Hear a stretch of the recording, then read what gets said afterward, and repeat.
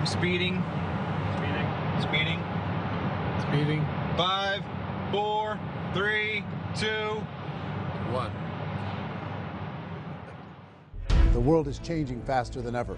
What used to take decades is now taking years or even months. What you see right now is the illusion that people have had for many decades about the workplace being this secure place to work the rest of your life. For the first time in the history of our nation, our children will not do as well as us. We've seen our friends get laid off. We've been laid off. We've had our pay cut. People are overworked and underpaid. They seem to have less time and less freedom. They live under constant pressure. This is going to be forced. And so even if your employer loves you, they may have to cut you. There's something wrong that on Monday morning, the heart attack rate increases by 35%. Technology is accelerating, job security is declining. It just doesn't seem like the old models of making a living are as reliable as they used to be. Every aspect of our lives, there's a better way out there, but we're still doing it the old way. We live in the greatest country on the planet, and there are a lot of people sitting around complaining and being cynical. Like everyone's whining about this old model, and I'm like, why don't you leave it? Look at all this over here. Look at all this opportunity. Since so much of our lives revolve around our work and the way we make our living, many people are thinking there just has to be a better way. The biggest challenge facing our world today is not making money, is what are we going to do with all the displaced, unemployed people? People are afraid that they're going to make the wrong decision. People are afraid of the unknown. People are afraid that maybe I don't have the skills. Hey, sports fans, industrial age is over. It's dead. It's dying. That's why going to school to get a job is an obsolete idea. A steady paycheck is an industrial age idea.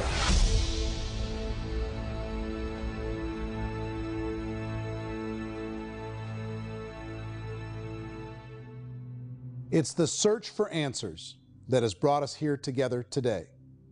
My name is Eric Worre, and for almost 30 years I've been an entrepreneur, struggling at times, but ultimately succeeding. As a best-selling author, speaker, and business owner, I've spent my entire career helping millions of people around the world to become entrepreneurs. And I believe strongly that there is, in fact, a better way when it comes to how we make a living. The career landscape has changed dramatically, and many are still working in a model that is completely out of date. What worked for previous generations isn't working as well for people today.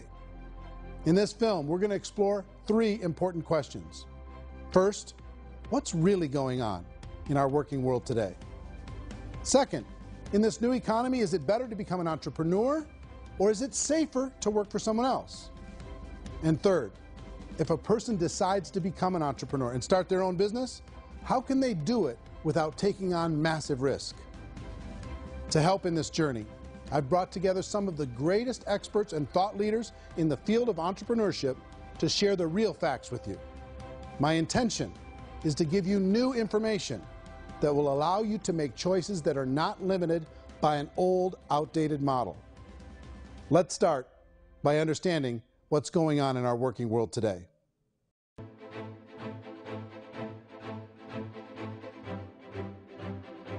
Let's look at unemployment. 30–40% of the people are honestly not working, but would be working. What our government does is if you haven't found a job in 6 months, we don't call you unemployed. We pretend you dropped out of the labor force. I've often said that unemployment, particularly structural unemployment, that's unemployment due to technological changes, is the first sign of economic growth. Think of it, 10 people live on an island. They go out every day and fish. One day, new technology shows up. A missionary brings them a net. Now, using the net, one pilots the boat, one throws the net. 2 fishermen can do all the work 10 used to. That's a 500% increase in productivity, 2 doing the work of 10, in one day. You don't have to learn a lot to learn how to throw a net instead of throw a fishing line. The island's got a big problem, 80% unemployment. But the island still has all the wealth of the fish because the 2 people produce as much fish as 10 did. Now, of course, looking back in history, these changes used to take thousands of years. And during that time, we went into farming and transportation. Some of us became doctors and some teachers and lawyers, and we developed all these new professions and new manufacturing jobs. Today, these changes are occurring literally in one day when a new technological advance occurs, and we don't have the social structures to deal with it or to retrain the unemployed people. So one of the things that I think is interesting as I travel across the country and really travel around the world is the way that we work and the way we get paid for work is changing pretty dramatically. On a global basis, everything is being turned upside down because of the rapidly advancing technologies. They are eliminating many jobs, and we have been left with many people not prepared for the jobs that exist. A lot of demand in public companies was to squeeze out all the fat and to get just as much margin as we possibly could, and fat equals humans. So this idea of job security in information age is so obsolete, but it's still taught inside our school system, and that's where the problem starts. There's no financial education in the school system, and people are still trained to be employees to work for that paycheck. This is a chart on the middle class. What's happening in the middle class, those that went to school, their incomes have been coming down for years. And parents still say to their kids, go to school, get a job. Now what happens to all those middle class people who are dropping off the ends of the chart? Well, they become what's called working poor. And this is what happens to working poor. But they say poverty is ending. Well, poverty may be ending, but working poverty is going up. And this is food stamp usage.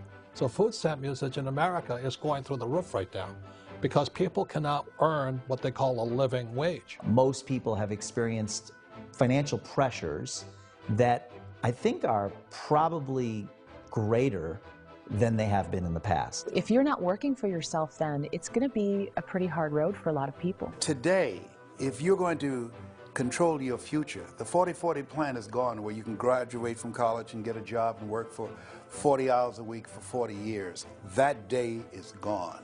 So some of these charts actually tell you what's going on. And this is a really interesting one, you know. People are going back to school because if I go back to school, I'll get a nice job. But this is what's happening to, it's called Sallie Mae, which is the student loan guys. Student loan is going through the roof. It's now over $1 trillion, and student loan debt is worse than credit card debt. So when people stopped using credit card, the government got people into student loan debt. And the problem with student loan debt is you can never be forgiven. See, with credit card debt, you can declare bankruptcy and all's forgiven. But student loan debt, you can declare bankruptcy, you still owe it. It's the worst of all debt. But this is the next picture. Look at this chart here. This is what's happening to wages of college graduates. It's going down. So you go to college, you rack up all this debt, but you earn less money. Now, that's not that intelligent. Average person who's been working a lifetime in America today is ending their lifetime at 65 with about $41,000 in assets. They earned just enough to survive. I think in the United States we have something like 17 trillion in debt. That's just the federal government debt. We got another 2 in municipal and in other, let's call it almost 20 trillion government. We've got 40 trillion in private debt. That comes up to close to 60 trillion. When you then add something we never had before, what you were talking about, when we look at the unfunded portion of Social Security and primarily Medicare, Medicaid, that at the most conservative estimates from outside firms, Kleiner Perkins, 67 trillion and growing. That's more than all our other debt. There's less conservative estimates that say it's 84 trillion or higher. I added up conservatively $127 trillion in total debt. Debt is a financial drug. When you take it to excess, it's like taking a drug. Yeah, it makes you feel better, it enhances your performance, but at a huge cost, eventually it kills you. And so that's what happens. We keep doing more and more debt, and you get less and less results, just like a drug, until the debt gets so high that it crushes the whole system. That's where we're at, 8.2 times GDP. You know who I feel sorry for? I feel sorry for the person who dreads going to work, who is sick to their stomach on Monday morning, who hates their alarm clock, who gets a little glimmer of hope on a Wednesday because it's hump day and says, thank God it's Friday. And they live for those 2 days a week where they get to be themselves and they don't have to be around people they don't like, and they don't have to play the political game in the office, and they don't have to live this half life. The person that works 50 weeks a year just to be able to have the 2 weeks for vacation. And you know what happens to most of them? Nowadays, they don't have a vacation. They have a staycation.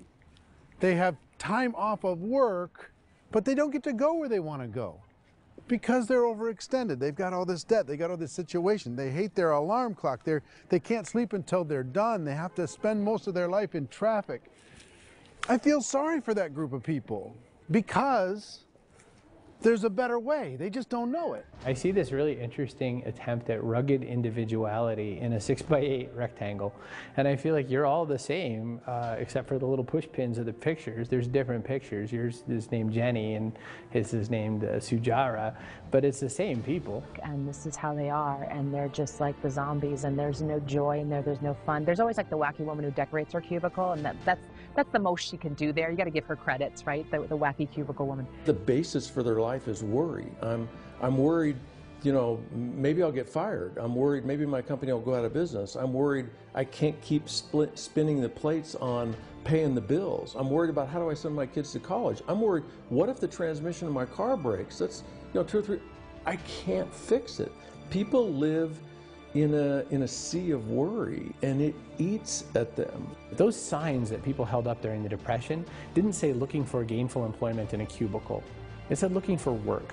Work is what we're looking for. Job is just a unit of measurement. Work is what we're going after. It's time to look in the mirror and say, it's not the economy, it's my economy. It's my little world of where I am. I need to improve. I'm not going to wait for the economy to come back because, frankly, the economy is doing great in this country. So I'm here on Wall Street, the financial center of the universe, the financial capital of the world.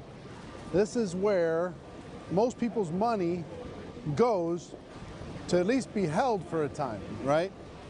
With interest rates in banks being effectively zero, and many experts are predicting it's going to stay at zero for the next 10, 20, even 30 years, people feel like they don't have any choice but to put their future into equities, to put their future into the hands of other people on this stock market, and hope that the stock market goes up, hope that the stocks that their advisors pick or that they pick goes up.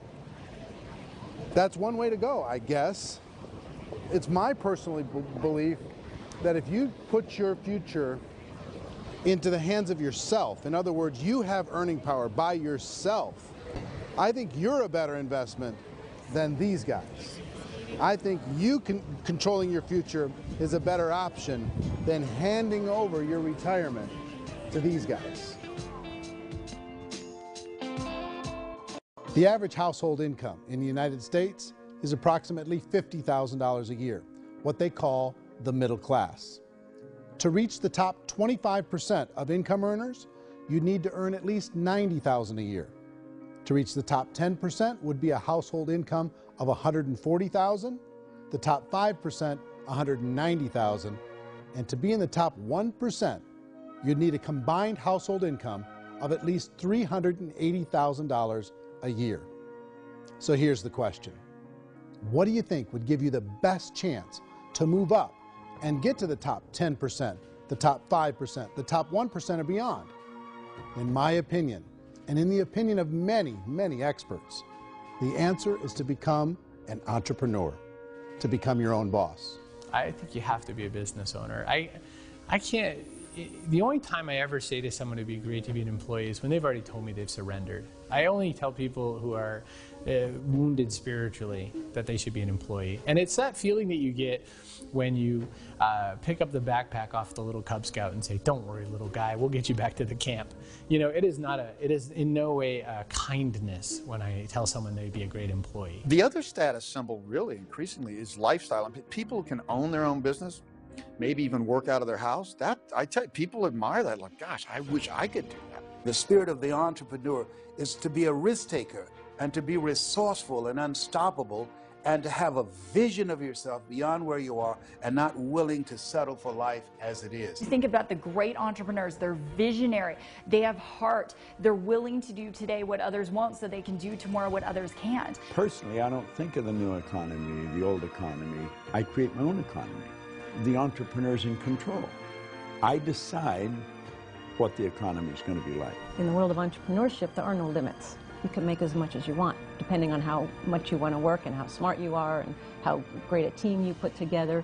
There's no more lifetime rewarding business than being an entrepreneur. Why in America, where anyone could be anything, would people want to give up their freedom and become effectively a modern-day slave, told shut up and be here every morning at 7:30, leave at 5:30, and do what I tell you? If people decide to become an entrepreneur and work for themselves, they have some traditional options, but they're riskier than you might think. Any kind of a retail business, retail build-outs, is extremely expensive. Even just these small little yogurt stores where they're putting little yogurt machines and you get all the different flavors, you're spending $200,000, $300,000, $400,000 to open a yogurt shop. I would love to buy a Dunkin' Donuts, but it's a $500,000 or so to start. I don't quite have that just-in-case money. Risking lose it all, and most guys do 2 or 3 times, and even big guys like Branson, because I'm such a fan of his, half his companies don't work. If you make $1 million, your problems are going to go. If you make $1 billion, your problems are really going to go. Just the opposite. You and I know when you're making $1 million, you get $1 million responsibilities. You make $1 billion, you got 1,000 times $1 million responsibilities. And most people say, I'd love to be my own boss. 70% of Americans would love to be their own boss, according to recent polls. But they don't know how to get there. Because what are you going to do? One, you could buy an existing business. If somebody's selling an existing business, you have to ask why. Usually because it's probably hard. It's probably not making as much money as they hope. 2, they could buy a franchise. A little less risk, proven system, but it's expensive to be able to do that. 3, they could start something from scratch. And that's where a lot of people feel like, I don't have the chops to do it. I don't have the money. I don't have the product idea. I don't have the expertise. I don't have whatever it's going to take to be able to get there, and I can't risk my family to do it. So, 4th, they could become an investor. A lot of people in this town invest to try and figure out a way, but you got to be pretty smart with that game too, right? Venture capitalists, who are the very best and most sophisticated in investing in new breakthrough businesses, make it on 1 out of 11. That means 10 out of 11 are mediocre or fail. Most of them fail. That's the risk there. An angel investor is lucky to get 1 out of 15 or 20. A business is a team sport. Like, I have to have accountants, I have to have engineers, I have to have system designers, I have to have sales, marketing, I have to have accounting, I have to have mission statements, I have to have legal and all that. The average Joe Schmo, even me, I go out there, I don't have the skills to put a business together. I think the bottom line for the 4 traditional options is they take money, sometimes a lot of it. They take expertise, and they take time. All of that adds up to just too much risk for most people. I bought a business from somebody else, and it was a lot of work. And you start wondering, what did I just buy? Because I guess ultimately I own your email list, and I just overpaid for it. People that start their own business, they spend a lot of money, they spend a lot of time, a lot of effort to get things started. And the more you invest on the upfront, the harder you typically work at it. I can tell you what the success rate is of a restaurant. What is it? They're crazy enough. About 90% of them fail. About 90%, in how quickly? Year less. Wow. And if we're talking non-franchise, we're talking franchise, Sure. That's totally different. Yeah. But our students aren't getting franchise restaurants. You got to invest big money. Exactly. And with someone like McDonald's, you've had to work with the company for a long period of time, really know the Even have a chance at investing $1 million. have a chance, and it's a slim chance. What if there was a way that you had all the proven aspects, the comfort aspects, and you could still control your own life? What if there was both? In other words, you didn't have to create everything from scratch. You didn't have to be a super leader. All you had to do, what if there was a proven product already? You didn't have to create the product. And there's a proven system already, proven training already. Everything except an employer. That was the only thing that you didn't have. Do you think more people would be open to working for themselves in that environment?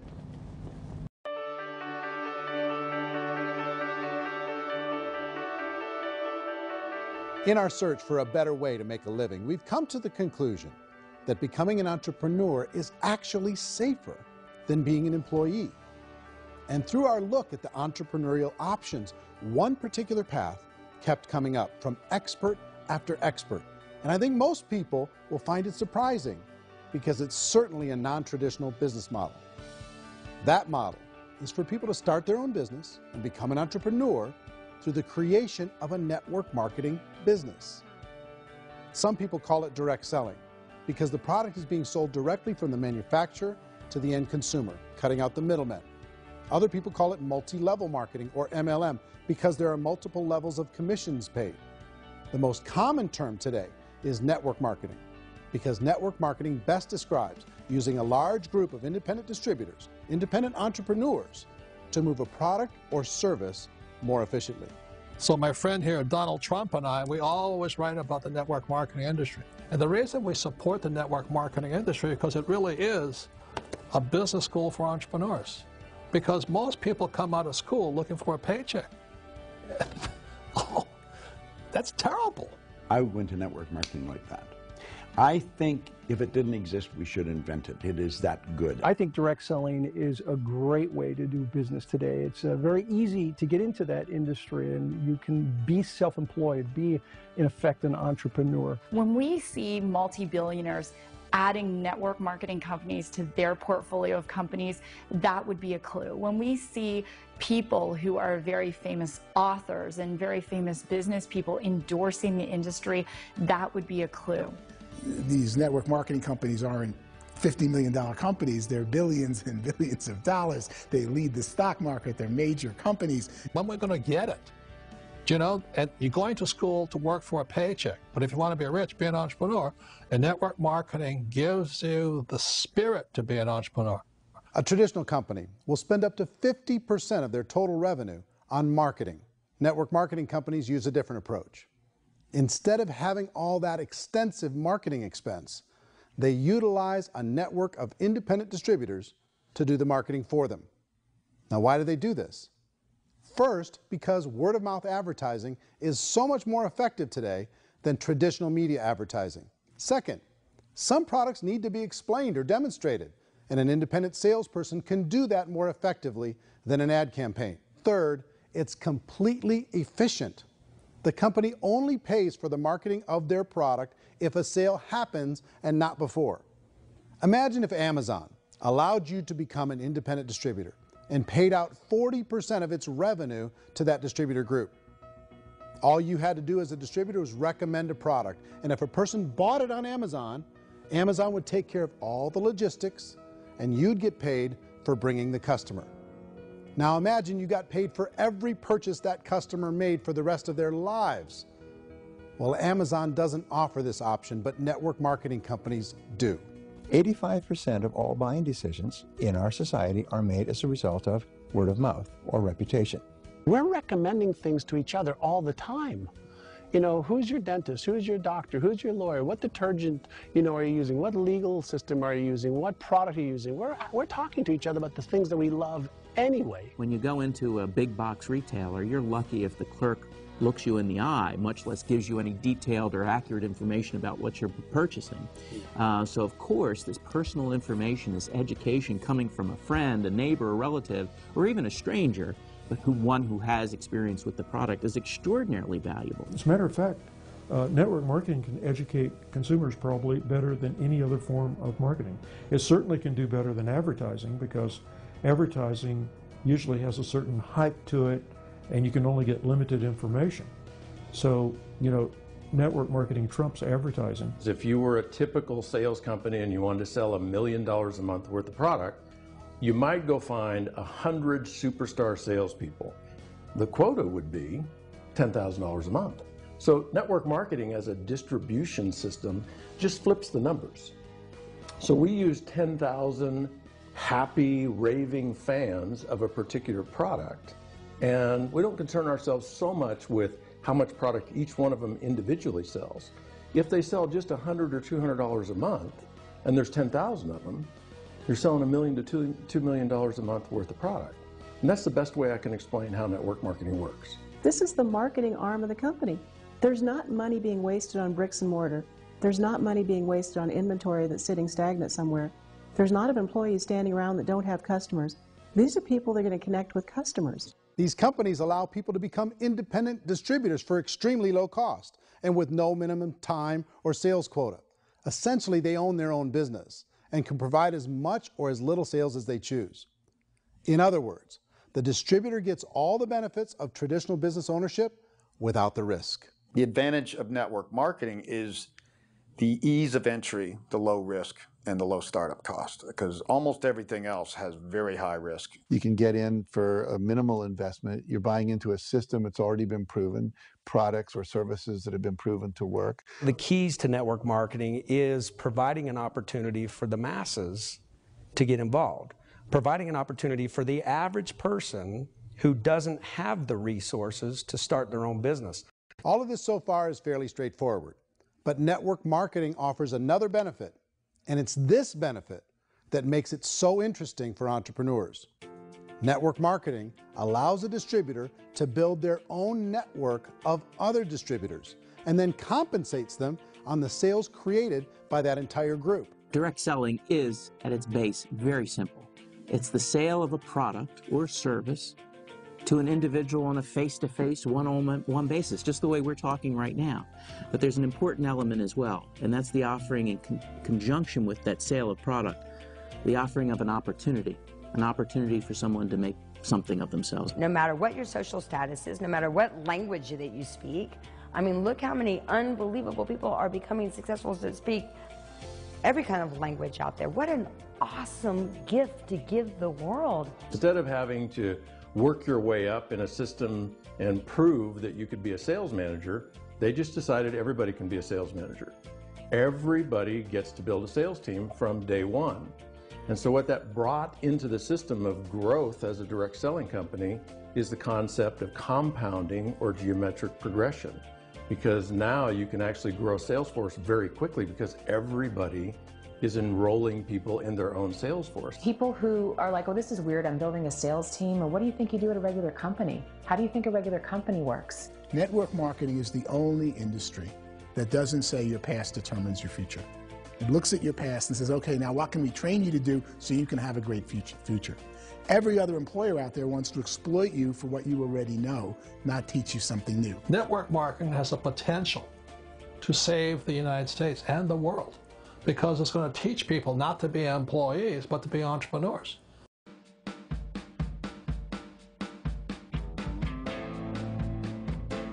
According to the Direct Selling Association, if you add up all the network marketing companies around the world, they combine to do over $178 billion a year in retail sales.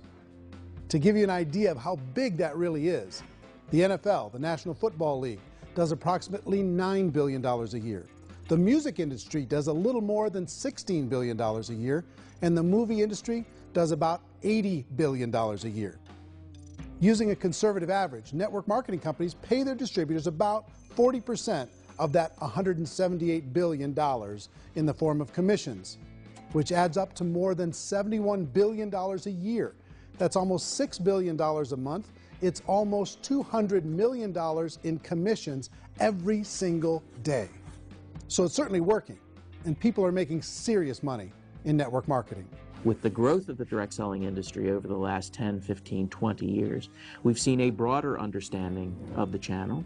We have seen more and more people getting involved in the business, so our penetration in the marketplace has increased, and thus the understanding in the marketplace of who we are has increased. And we've seen non-direct selling companies look at the direct selling model and say, something's going on there. People are making money. Companies are being profitable, individuals are being motivated, product is being delivered to market. Maybe we should explore this. Some people think only the people at the top make money. Well, let's take a look at that as well. In the network marketing profession, there are roughly 500 people in the world who earn over $1 million a year. If you round that number up to $2 million a year, that adds up to about $1 billion a year. That takes the $71 billion paid out each year down to $70 billion. So where does the rest of the money go? The vast majority goes to part-time people making anywhere from a few $100s a month to many thousands of dollars a month. It goes to people who choose to make it a full-time career move and earning even more than that. Every day, people are using the money they earn through network marketing to pay off debt, have more fun, and improve the quality of their lives. Everyone I know in network marketing has been doing that since the 50s. They go to work when they want to go to work. They stop working when they want to take time with their children to have a leisurely breakfast and discuss issues and driving to school. They go back to work when they get home, wherever they're working out of. The biggest thing that I've seen is people that have become much happier in their life. MLM has probably made more millionaires of more people in more countries, and I've spoken to them in 67 countries, than any other single form of business, starting from nothing. If they have a choice between working a job for the next 10 years or working a network marketing business for the next 10 years, the result of working the network marketing business will be better.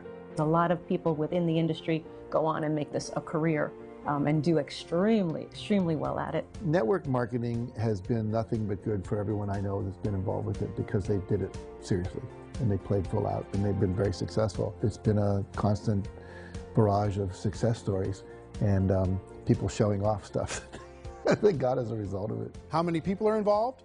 Approximately 16 million Americans and 96 million people around the world are currently participating in network marketing. And in a recent poll, 82% of those people report a good, very good, or excellent experience with network marketing. So people are happy.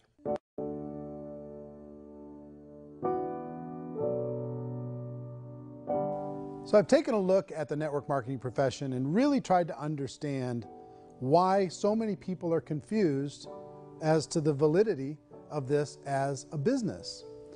One is this pyramid shape. People get really messed up with this pyramid. Oh, it's one of those pyramid things. So I just think there are a lot of haters out there who really don't understand the industry and say, oh, it's a get-rich-quick scheme. It's a pyramid. Well, corporate America is a pyramid scheme. You know what I mean? It goes like this. You have thousands of MBAs, let's say working for Ford or General Motors or Coca-Cola. If all these MBAs, they're all trying to get to here, that's a pyramid. Only one guy's going to make it. Every 10 years, one's going to make it. Whereas you look at network marketing, it's like this. So you're here, and your job is to develop other CEOs coming up behind you. So it's an inverse pyramid. In network marketing, it's a very simple concept. If you sell product, you get paid. It is paid based on production. There is no first mover's advantage. There is no investment component where the more somebody spends, the more they're entitled to make. So the two are polar opposites of each other. It doesn't matter what shape the company is or the compensation plan is shaped, whether it's a circle or a pyramid or a triangle or a trapezoid, it doesn't matter. If compensation is coming primarily from recruitment, then you've got a problem. On the other hand, if an operation is basing their compensation to participants on the basis of sales, even when those sales are generated by people you've recruited, well, then you're a perfectly legitimate enterprise. That's the legal test, it's the practical test. Another issue that's been true in the past that is no longer true now is people used to be in network marketing loaded up with products that they couldn't sell and they ended up a loser. They ended up with a bunch of product in their garage, they ended up with a bunch of products sitting in their kitchen shelves or whatever, and they thought they could sell it and then they weren't willing to or able to sell it and they ended up with a bunch of stuff and they were bitter about it. There was this thing called front loading where you had to buy if you bought $25,000 worth of product, you got better commissions and all this. Today, it's almost all done by computer. It's direct mail, comes from a warehouse somewhere else. You don't have to have all this inventory. You don't have to stock up. It's a paperless world now. Most of it's done online. You have a back office. It really works. And I mean, the technology has changed everything. Third issue is people start talking about 99% of people in network marketing don't make any money. Well, we've talked about that over the course of this journey together. Almost $200 million a day is being paid out to network marketing distributors around the world. The naysayers, the people who say that it doesn't work, are usually the ones who just don't know how to make it work for themselves. And so they're giving you an opinion, and I tell people, don't confuse people's opinions with expertise, because opinions are free. And don't confuse sincerity with the truth, because people can be sincerely wrong. But here's the reality inside of network marketing. The vast majority of people that get involved in network marketing just become customers, and they get involved to be able to purchase product at a lower price. If you take Costco as an example, if a person goes into Costco and gets a membership to Costco so they can get a lower price on the product, we don't call that person a loser because they have a bunch of product that they walked out with with a smile on their face. Yet when some people want to take a look at network marketing, they say, well, those people, they're just using the product and they aren't earning an income, so they must be a loser. They're not a loser, they're a happy customer. That's the vast majority of people that are involved in network marketing. Now, a smaller percentage of those people decide to go build a business. They earn $300 a month, $500 a month, $1,000, $2,000. That's the bulk of earnings in network marketing. And then there's the few that really decide to take it serious, really decide to build a large network, really work to make that network very, very productive. And those people make huge amounts of money and there's no cap. What I do as an outside economist, just somebody looking at this industry like any other industry I speak in, and say, look, what's the realities of this? 1% do incredibly well. 10% generate some additional income at pretty low risk and effort. That's not, and 90% of people roughly end up customers. One thing that I think is real when it comes to people's perceptions about network marketing is people put this, and distributors, I think, involved in network marketing have some responsibility for this. They have sometimes unrealistic claims about the product or about the income. Most people who become distributors, they want the money, they want to be successful, but they don't have the skills. They don't know what to do. And when people don't know what to do and they're in a new business, they're scared. And when they're scared, they panic and desperation kind of sets in. So they think everyone they talk to has to get in. So if I talk to you and you say, well, no, I don't have time to do that, they're like, no, I need you. You have to do this or I won't be successful. So I start clawing on you. I start that desperation. So then I start making claims about the product, which are not appropriate, probably not even true. Or I start saying, oh, let me show you how you can make all this money and you don't have to do anything, Eric. And so you just totally misrepresent the opportunity, and you're clingy with people because you think you need everybody to be successful, and you don't. You know, one of the messages that I try to deliver most forcefully to companies as well as salespeople in direct selling is that you don't have to overpromise. The reality is in network marketing, there's a lot of hard work involved. There's a lot of effort. You're going to have to develop yourself. It's a business like anything else. It's going to take some time, but in my opinion, it's better.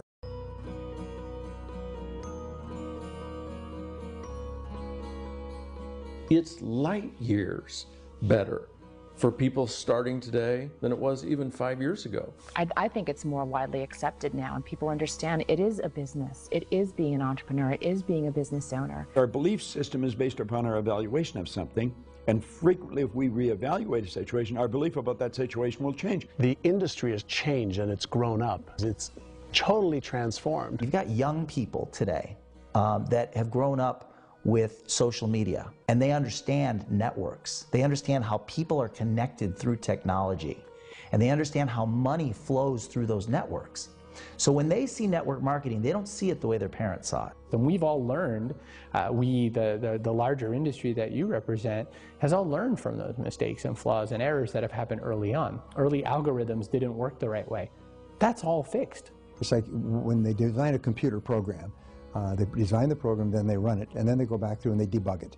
The MLM industry has been debugged. This is the day of being virtual, being able to run a business from your mobile phone. I mean, it's incredible. Companies are getting smarter.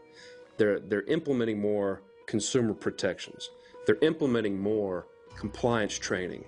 They're doing more with respect to product research. If you do get involved and you make purchases of inventory, even on a voluntary basis, if you decide that this business is not for you, you can leave and have that inventory repurchased by the company. There's no other business that offers that kind of protection on a voluntary, self-regulatory basis.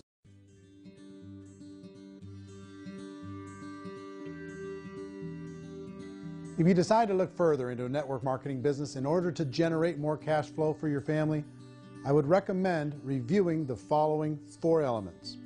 First is the product or service. And on the product or service, I would ask 5 important questions. 1, do you like it? Is it something you would feel comfortable sharing with others? 2, is there a recognized need in the marketplace? It's hard to create a need if one isn't naturally there. 3rd, does the product meet that need? Does it solve a legitimate problem for consumers? And 4th, is it priced to sell? Can it compete in the marketplace? And fifth, is it priced for profit? Is there enough margin for the company and the distributor to be able to generate income for the long term? If you can answer the questions on the product to your satisfaction, the next element to consider is the company itself. Is it well run? Do you believe in the founders or the management team? Do you feel they have what it takes to go all the way? See, it doesn't matter how good the product is if the management can't take care of the company. Good management can change with the times. They can handle adversity. They can make good decisions. Make sure you choose a company that can serve you for a long time. The third element to consider is the compensation plan. And with that, there are three important things to look at. First, a brand new person needs to be able to generate some money fairly quickly. It may be an obvious reason, but you can probably imagine the ripple effect of a distributor getting involved and having even a small victory fast. That can only help with the overall success of the organization. Second, a person should be able to develop a moderate part-time income in a reasonable period of time. As they develop their network and as their sales grow, they should be able to enjoy more benefits.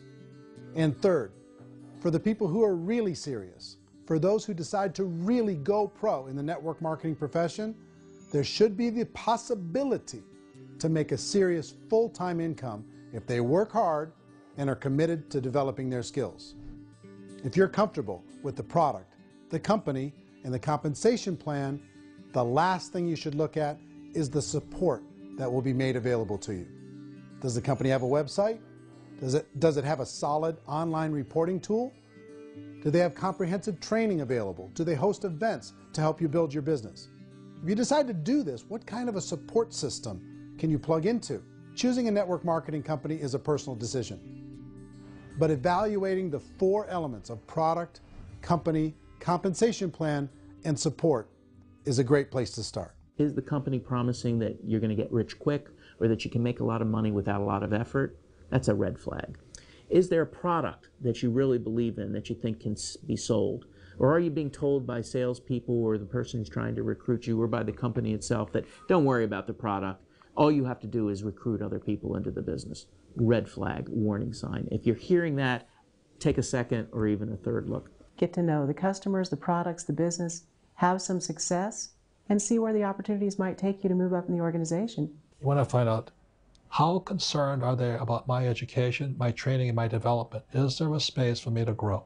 Most important question. Learn everything that you can about the product. Make sure it's something that you believe in, and learn everything you can about the industry and work that system. You have to be very passionate about whatever that company is doing. I would get involved. You can always test drive anything, you know, the product, the service, the community, and then lean into it a bit. If it feels good, then lean into it a lot. Behind me is the Lincoln Memorial. And this is a place where Martin Luther King Jr. had his famous "I Have a Dream" speech.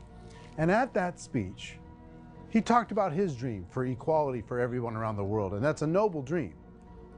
But I think more people need to remember what it was like when they were kids and the dream was still alive in them. Before it got beaten out of them by reality, by this paycheck, by these responsibilities, and by having to live for this job to pay the bills. I think people need to remember that, go back to that. Once they know that there's a better way, I think their future is going to be much brighter. They can live a better life.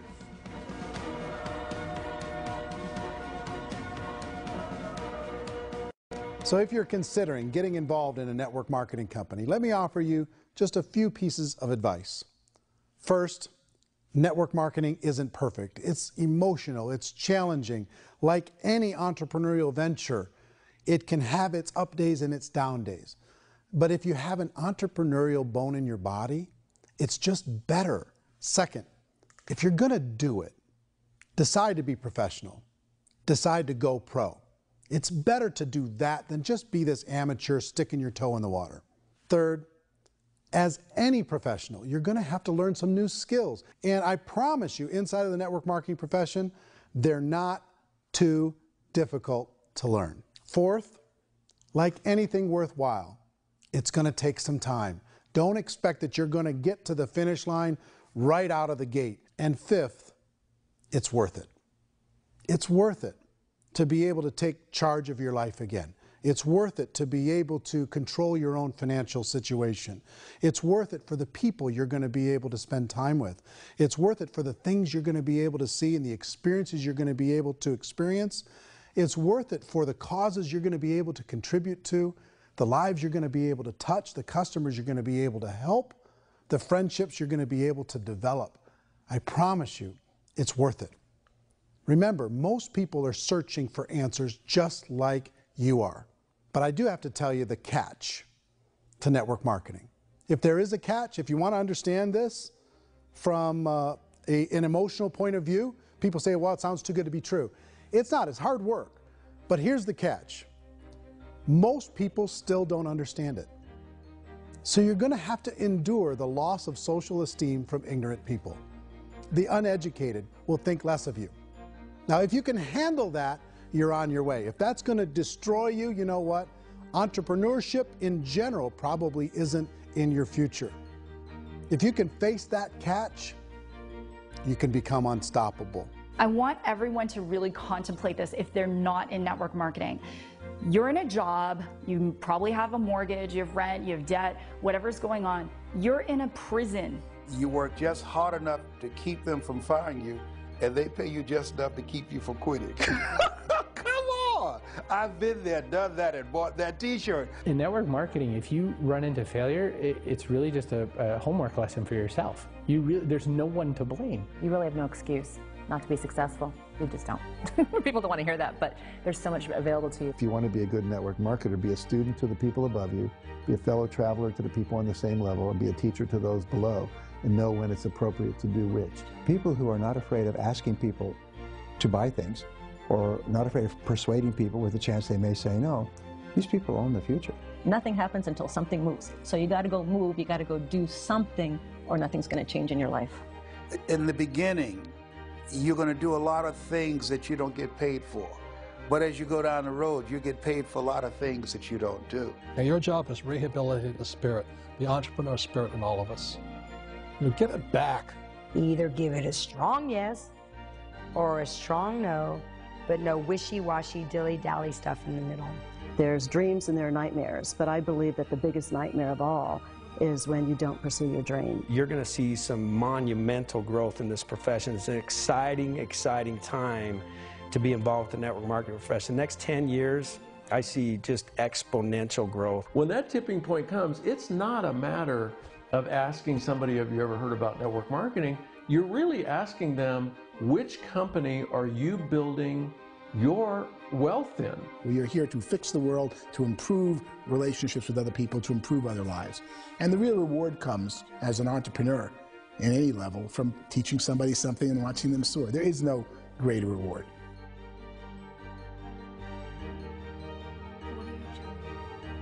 Life's too short to spend it living someone else's dream instead of your own. It's too short to spend it living at a fraction of your potential. Can being an entrepreneur be a challenge at times? Sure. But here's what you get in exchange. It can be yours. Something that you built, something that you created, something that you made happen. This balloon represents your dream. It represents entrepreneurship. My wish for all of you is that you would reach out and grab it. The choice is up to you.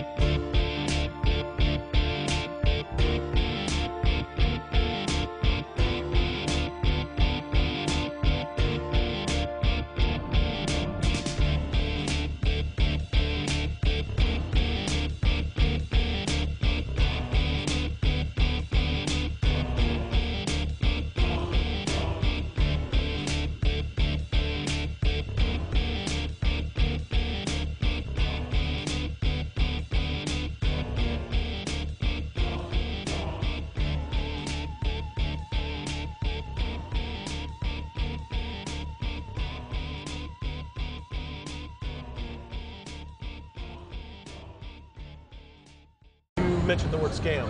Why did you mention the word scam? The only reason it is a scam is because... Oh, that's terrible.